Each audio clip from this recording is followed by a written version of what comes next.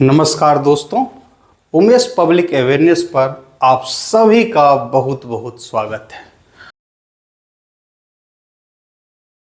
आज जो वीडियो लेकर मैं आपके समक्ष उपस्थित हुआ हूं, उसका विषय है पैतृक जमीन का बंटवारा क्यों करना चाहिए एवं पैतृक जमीन का बंटवारा आप किस प्रकार करेंगे। दोस्तों, इसके पूर्व मैंने एक वीडियो आपके समक्ष प्रस्तुत किया था जिसका विषय है पैतृक संपत्ति क्या है, पैतृक संपत्ति एवं स्व अर्जित संपत्ति में क्या अंतर है, पैतृक संपत्ति में सहिस्सेदारों के बीच अंश का निर्धारण, शेयर का निर्धारण किस प्रकार होता है और पैतृक संपत्ति के विशेषताओं के बारे में बताया था। अगर आपने यह वीडियो नहीं देखे हैं तो आपसे अनुरोध है, कृपया इस वीडियो को आप ज़रूर देख लें। तो आइए आज का वीडियो प्रारंभ करते हैं। पैतृक संपत्ति में दो तरह का संपत्ति होता है, एक चल एक अचल। अचल संपत्ति के अंतर्गत मैं आपको पैतृक जमीन के बंटवारे के संबंध में आपको बताने जा रहा हूं। तो आइए सबसे पहले हम संक्षिप्त में जान लेते हैं कि पैतृक संपत्ति क्या है। पैतृक संपत्ति हिंदू व्यक्ति को पिता, दादा या परदादा से विरासत में प्राप्त संपत्ति को पैतृक संपत्ति कहते हैं। पैतृक जमीन का बंटवारा क्यों करना चाहिए, इसे हम बिंदुवार समझते हैं। पहला है संयुक्त जमाबंदी, ज्वाइंट होल्डिंग। दोस्तों, सबसे पहले हम समझाते हैं आपको कि संयुक्त जमाबंदी क्या होता है। पिता एवं जितने चाचा हैं, अगर सभी के नाम से जमाबंदी चल रही है तो उसे संयुक्त जमाबंदी कहते हैं। या दूसरी परिस्थिति हो सकती है कि आपके नाम के साथ साथ आपके जितने भी भाई हैं सबके नाम से जमाबंदी चल रही है। तो इसका परिणाम क्या होगा, रिजल्ट क्या होगा कि जब आप जमीन का रसीद आप कटवाएंगे तो संयुक्त लगान रसीद आपको प्राप्त होगा। अब यहाँ समस्या क्या उत्पन्न होती है, यहाँ समस्या ये उत्पन्न होती है कि इस संयुक्त जमाबंदी में जितने भी हिस्सेदार हैं, अगर सबके द्वारा जो लगान रसीद का पैसा लगेगा, अगर सब नहीं देते हैं तो ये संभव है कि आप लगान रसीद नहीं कटाएं। फलतः आपको अद्यतन लगान रसीद प्राप्त नहीं हो पाएगा। अतः संयुक्त जमाबंदी का विभाजन कराना आवश्यक है। अतः आप पैतृक जमीन का आप बंटवारा करा लें। बंटवारा के उपरांत अंचलाधिकारी के कार्यालय में दाखिल खारिज के लिए आवेदन कर दें और दाखिल खारिज के उपरांत आपके स्वयं के नाम से जमाबंदी कायम हो जाएगा और आपके स्वयं के नाम से रसीद कटना प्रारंभ हो जाएगा। दूसरा है जमाबंदी रैयत की मृत्यु।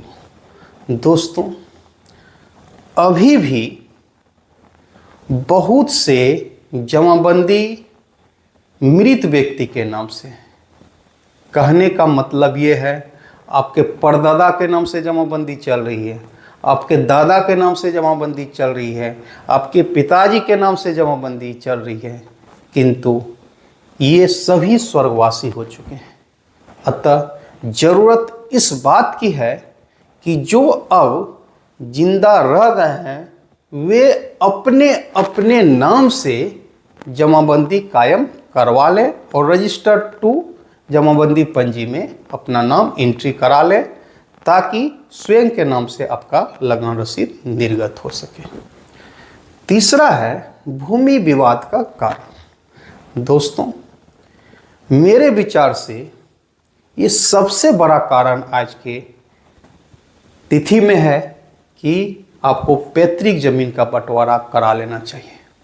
आप देखते होंगे कि जमीन विवाद के कारण भाई भाई के बीच, भाई भतीजा के बीच अपने हिस्सेदार जो भी जमीन में है आपस में पारिवारिक कलह होता है, मारपीट होता है, यहाँ तक कि आपराधिक मुकदमा दर्ज हो जाता है और आपको अनावश्यक कोर्ट कचहरी का चक्कर लगाना पड़ता है। तो भूमि विवाद से बचने के लिए पैतृक जमीन का बंटवारा कराना आवश्यक है। कभी कभी तो ये भी होता है कि जो भी पैतृक जमीन के हिस्सेदार है, अगर उसमें से कुछ बाहर रहते हैं, कलकत्ता रहते हैं, बम्बई रहते हैं, दिल्ली रहते हैं या अन्य जगहों पर रहते हैं, और उनके जो हिस्सेदार है वो गांव में रहते हैं और पैतृक जमीन को बिना आपकी सहमति से वो बेच देते हैं, निश्चित रूप से यह सेल जो है वो गलत है। किंतु जब आप लौटते हैं और आपको जब पता चलता है कि आपके पैतृक जमीन को बिना आपकी सहमति से आपके भाई ने बेच दिया, आपके चाचा ने बेच दिया, तो फिर अनावश्यक आपको सिविल कोर्ट में जो रजिस्ट्री हुआ है उसके कैंसिलेशन के लिए आपको सूट दायर करना पड़ेगा। तो भूमि विवाद का कारण आज के डेट में पैतृक जमीन के बंटवारा का महत्वपूर्ण कारण में से एक है। उसके बाद है पैतृक संपत्ति की बिक्री। दोस्तों, पैतृक संपत्ति में जितने भी हिस्सेदार हैं, कभी कभी पैसे की ज़रूरत पड़ जाती है। तो जब पैतृक संपत्ति का बंटवारा नहीं हुआ है तो आप जमीन की बिक्री नहीं कर सकते हैं, क्योंकि पैतृक संपत्ति के बिक्री के लिए आवश्यक है कि जितने भी हिस्सेदार हैं सभी की आपसी सहमति होना जरूरी है। सिर्फ सुप्रीम कोर्ट ने निर्णय दिया था जिसमें बताया गया था कि हिंदू अनडिवाइडेड फैमिली, हिंदू अविभाजित परिवार के जो कर्ता है, सिर्फ 3 परिस्थिति में ही वे जमीन की बिक्री कर सकते हैं। पहला है कानूनी जरूरत, लीगल नेसेसिटी, दूसरा है संपत्ति का लाभ, बेनिफिट ऑफ स्टेट, एवं तीसरा है अनिवार्य कर्तव्यों के निर्वहन, इंडिस्पेंसेबल ड्यूटीज। इस 3 परिस्थिति में जो आपके कर्ता है परिवार के, वो सिर्फ जमीन बेच सकते हैं। किंतु अगर इसके अलावा जिनका हिस्सा है पैतृक संपत्ति में, वो जमीन नहीं बेच सकते हैं जब तक कि पैतृक संपत्ति का हिस्सा नहीं हो जाए। इसमें एक आवश्यक शर्त यही है कि पैतृक संपत्ति को आपको अगर बेचना है तो सभी हिस्सेदारों की सहमति आवश्यक है। दोस्तों, आपको पता होगा कि 2005 से पैतृक संपत्ति में पुत्री को भी पुत्र के समान अधिकार प्राप्त हो गया है।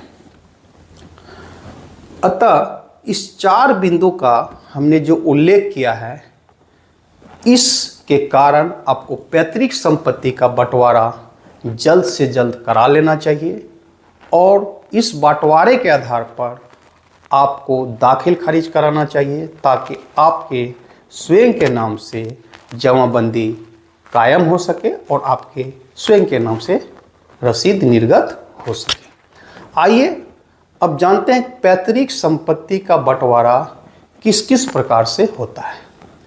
पहला है मौखिक बंटवारा। दोस्तों, आप देखते होंगे कि समाज में मौखिक रूप से जमीन का बंटवारा हो जाता है, किंतु इस मौखिक बंटवारा में कोई लिखित दस्तावेज तैयार नहीं होता है। आज की तिथि में भले ही उस जमीन पर वो दखल काबिज भी है, किंतु आपका लिखित दस्तावेज तैयार नहीं करने के कारण आपका दाखिल खारिज की स्वीकृति अंचल अधिकारी द्वारा नहीं दी जा सकेगी। अतः आपने बहुत पहले अगर मौखिक बंटवारा कर भी लिया है तो पुनः एक बार बैठ के आप लिखित दस्तावेज तैयार कर लें और सभी का हस्ताक्षर ले लें। दूसरा है आपसी सहमति से लिखित बंटवारा।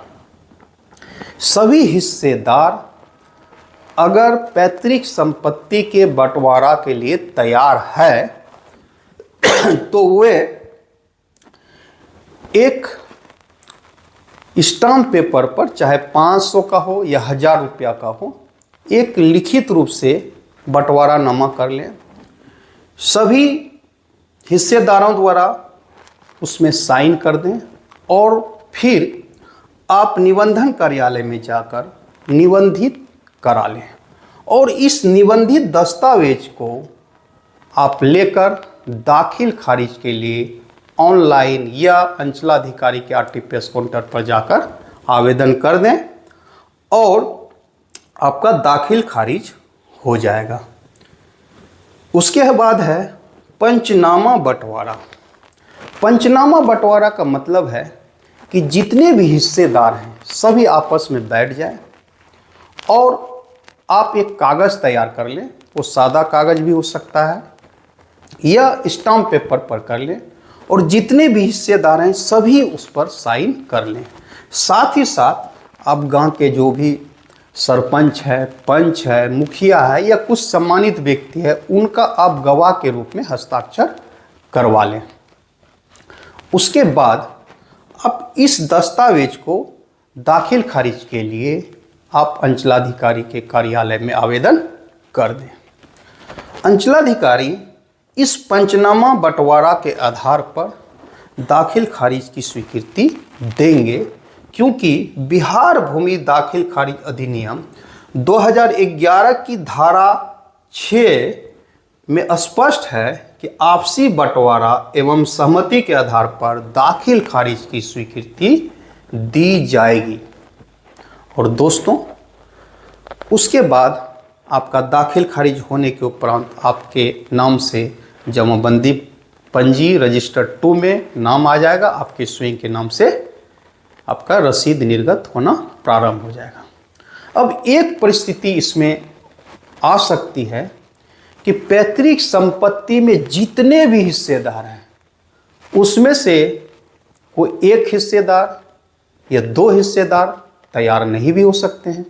सपोज कीजिए कि 5 हिस्सेदार हैं, उसमें से 4 हिस्सेदार तैयार हैं और एक हिस्सेदार इस पैतृक संपत्ति के बंटवारा के लिए तैयार नहीं है, भले उसका जो भी कारण रहा। तो दोस्तों, अब इसमें एक ही उपाय है कि आपको सिविल कोर्ट में बंटवारावाद पार्टीशन सूट दायर करना पड़ेगा। उसके बाद कोर्ट से बंटवारा का ऑर्डर होगा और फिर इस ऑर्डर के कॉपी को लेकर आप दाखिल खारिज के लिए आवेदन करेंगे और फिर अंचलाधिकारी द्वारा दाखिल खारिज की स्वीकृति दी जाएगी। फिर आपके नाम से जमाबंदी खोली जाएगी। तो ये था दाखिल पैतृक जमीन का बंटवारा क्यों करना चाहिए थे, बंटवारा किस प्रकार करें। दोस्तों, बाद में एक वीडियो मैं सिर्फ पंचनामा बंटवारा किस प्रकार से होता है, कैसे शेड्यूल बनाया जाता है, कैसे मौजा वाइज आप ज़मीन का बाइफर्केशन करेंगे, इस संदर्भ में एक अलग से वीडियो में प्रस्तुत करूंगा, ताकि इसके आधार पर आप बंटवारानामा बिना किसी के हेल्प के आप बना सकें। तो दोस्तों, आज का वीडियो यहीं समाप्त होता है। पुनः किसी नए वीडियो के साथ आपसे मुलाकात होगी। जय हिंद दोस्तों।